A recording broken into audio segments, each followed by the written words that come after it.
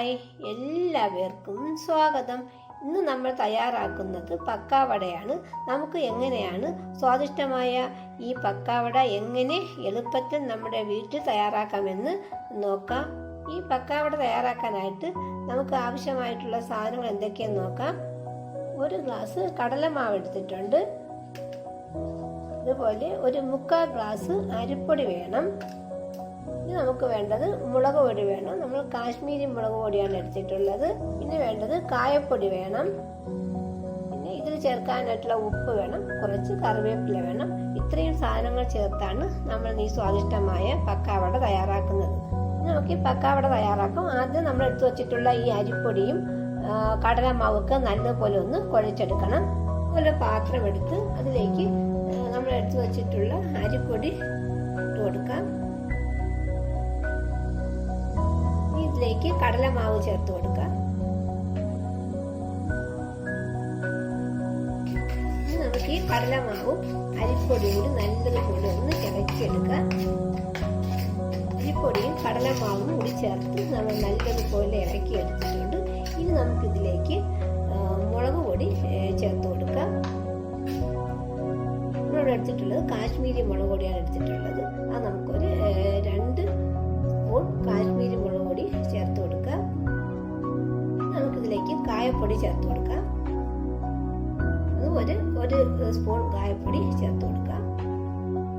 ഇതിലേക്ക് നമുക്ക് ആവശ്യത്തിനുള്ള ഉപ്പ് കൂടി ചേർത്ത് കൊടുക്കാം. ഇതിലേക്ക് കുറച്ച് മഞ്ഞൾപ്പൊടി ചേർത്ത് കൊടുക്കാം.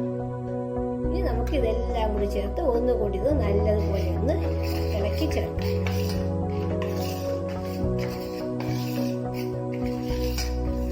നമുക്ക് ഈ മാവ് നല്ലതുപോലെ ഒന്ന് കുഴച്ചെടുക്കണം. നമുക്കിതിലേക്ക് കുറേശ്ശെ വെള്ളം ഒഴിച്ചു കൊടുക്കാം. പച്ചവെള്ളമാണ് ഒഴിക്കുന്നത്. ഈ പച്ചവെള്ളം കുറേശ്ശെ ഒഴിച്ചു കൊടുത്ത് ഇത് നമുക്ക് നല്ലതുപോലെ കുഴച്ചെടുക്കണം. നമ്മൾ സാധാരണ ചപ്പാത്തിക്കൊക്കെ കുഴക്കുന്ന ആ ഒരു പരുവത്തിൽ നമുക്കൊന്ന് കുഴച്ചെടുക്കാം.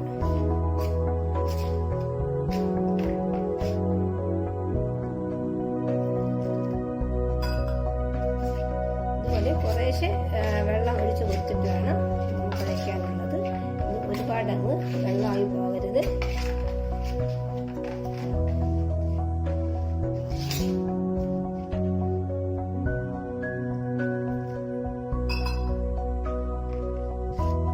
നമ്മളിപ്പോൾ ആവശ്യത്തിലുള്ള വെള്ളമൊക്കെ ഒഴിച്ച് കൊടുത്തിട്ടുണ്ട്. ഇനി ഇത് നമുക്ക് കൈ കൊണ്ട് നല്ലതുപോലെ ഒന്ന് കുഴച്ചെടുക്കാം.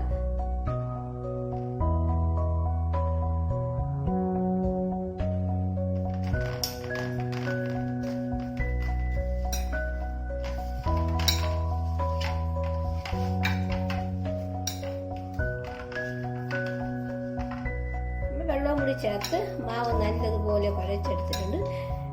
ഈ ഒരു പരുവത്തിൽ വേണം നമ്മൾ കുഴച്ചെടുക്കാനുള്ളത്. ഇനി നമുക്കിതിൽ ഈ മാവൊന്ന് ടേസ്റ്റ് ചെയ്ത് നോക്കാം. ഇതിൽ ഉപ്പ് കുറവാണെങ്കിൽ ഈ സമയത്ത് കുറച്ച് ഉപ്പ് കൂടി ചേർത്ത് ഒന്നുകൂടി നല്ലതുപോലെ ഒന്ന് കുഴച്ചെടുത്താൽ മതി. പക്കാവട തയ്യാറാക്കാനായിട്ടുള്ള മാവ് റെഡി ആയിട്ടുണ്ട്.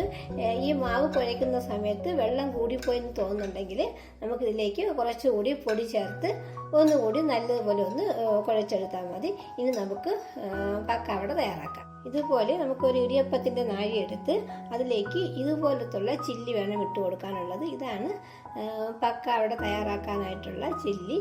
ഇത് നമുക്ക് ഇതിനകത്തേക്ക് ഇട്ട് കൊടുക്കാം. നമുക്ക് ഇതിനകത്തേക്ക് നമ്മൾ തയ്യാറാക്കി വെച്ചിട്ടുള്ള മാവ് ഇട്ട് കൊടുക്കാം. ഇതുപോലെ ഇതിനകത്തേക്ക് വെച്ച് കൊടുക്കാം.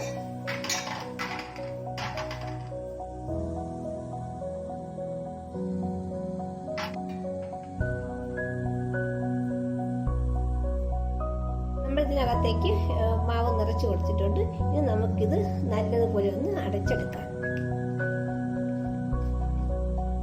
നമുക്ക് നല്ലതുപോലെ ഒന്ന് അടച്ചെടുക്കാം. നമുക്ക് പക്കാവട തയ്യാറാക്കാനായിട്ട് ഒരു പാത്രത്തിൽ കുറച്ച് എണ്ണ എടുത്ത് നല്ലതുപോലെ ഒന്ന് ചൂടാക്കാം. പാത്രമൊക്കെ നല്ലപോലെ ചൂടായിട്ടുണ്ട്. ഇനി നമുക്ക് ഇതിലേക്ക് എണ്ണ ഒഴിച്ചു കൊടുക്കാം.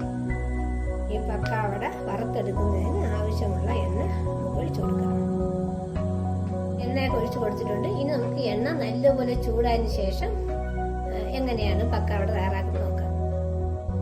നമ്മുടെ എണ്ണയൊക്കെ നല്ലപോലെ ചൂടായിട്ടുണ്ട്. ഇനി നമുക്ക് നമ്മൾ ഇതിൽ നിറച്ചിട്ടുള്ള കടലമാവ് ഇതുപോലെ ഇങ്ങനെ ഒന്ന് ഈ എണ്ണയിലേക്ക് പിഴിഞ്ഞ് ഒഴിക്കാം.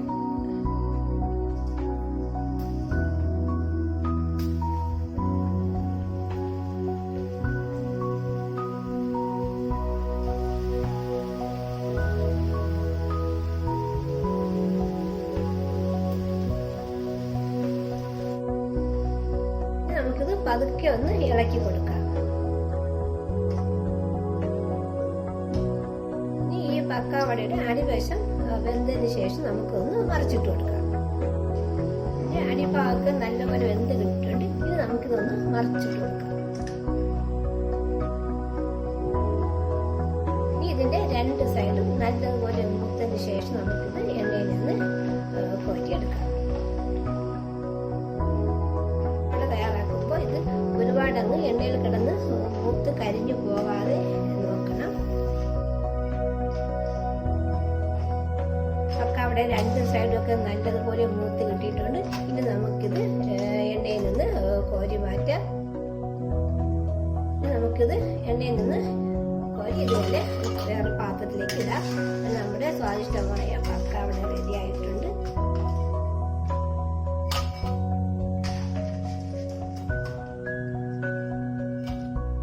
നമ്മുടെ പക്കാവടയൊക്കെ റെഡി ആയിട്ടുണ്ട്. ഇനി നമുക്ക് ബാക്കി മാവും കൂടി ഇതുപോലെ എണ്ണയിൽ വറുത്തെടുക്കാം.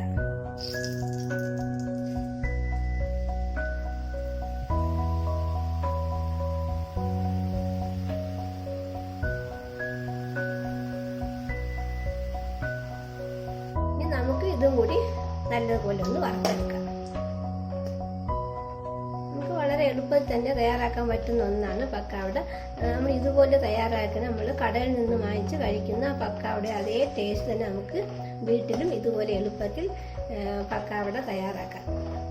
നമുക്ക് ഇതും കൂടി നല്ലതുപോലെ മൂത്തതിന് ശേഷം എണ്ണയിൽ നിന്ന് മാറ്റാം. നല്ലതുപോലെ മൂത്ത് കിട്ടിയിട്ടുണ്ട്. നമുക്കിത് എണ്ണയിൽ നിന്ന് മാറ്റാം.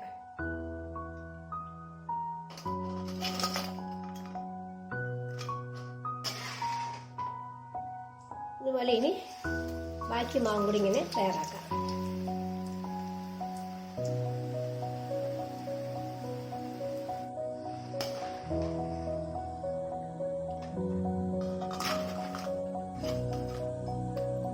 നമ്മുടെ സ്വാദിഷ്ടമായ പക്കാവട റെഡി ആയിട്ടുണ്ട്. ഇനി നമുക്ക് ഇതുപോലൊരു പാത്രത്തിലേക്ക് മാറ്റി ഇത് നല്ലപോലെ ഒന്ന് പൊടിച്ചെടുക്കാം. ചെറുതായിട്ടൊന്ന് പൊടിച്ചെടുക്കാം.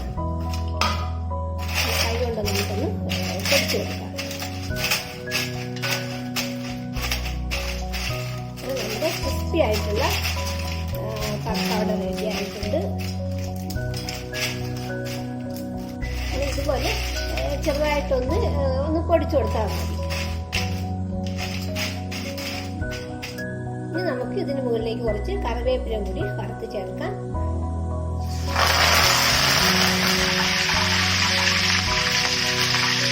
ഇനി നമുക്ക് ഈ കറിവേപ്പിലയും കൂടി നല്ലതുപോലെ വറുത്ത് നമ്മുടെ പക്കാവടയിലേക്ക് ഇട്ട് കൊടുക്കാം. വറുത്ത കറിവേപ്പിലയും കൂടി ഇതിന്റെ മുകളിലേക്ക് ഇങ്ങനെ ഇട്ട് കൊടുക്കാം.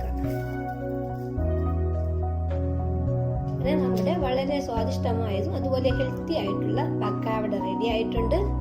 ഇത് നമുക്ക് വളരെ എളുപ്പത്തിൽ തന്നെ തയ്യാറാക്കാൻ പറ്റുന്ന രീതിയിലാണ് നമ്മൾ ഈ പക്കാവട തയ്യാറാക്കിയിട്ടുള്ളത്.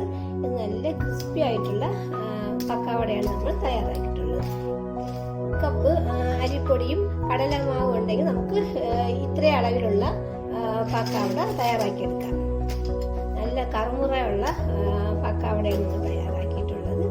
ഇത് നമുക്ക് വളരെ എളുപ്പത്തിൽ തന്നെ തയ്യാറാക്കാൻ പറ്റുന്ന രീതിയിലാണ് നമ്മൾ ഈ പക്കാവട തയ്യാറാക്കിയിട്ടുള്ളത്. നമ്മുടെ കയ്യിൽ കടലമാവും അതുപോലെ അരിപ്പൊടിയും ഉണ്ടെങ്കിൽ നമുക്ക് ഇതുപോലെ വളരെ എളുപ്പത്തിൽ തന്നെ പക്കാവട തയ്യാറാക്കാവുന്നതാണ്. നമുക്ക് ഈ ഓണക്കാലത്തൊക്കെ ഇതുപോലെ പക്കാവട തയ്യാറാക്കി നോക്കാവുന്നതാണ്. ഇതുപോലെ എല്ലാം ട്രൈ ചെയ്ത് നോക്കുക. Thank you.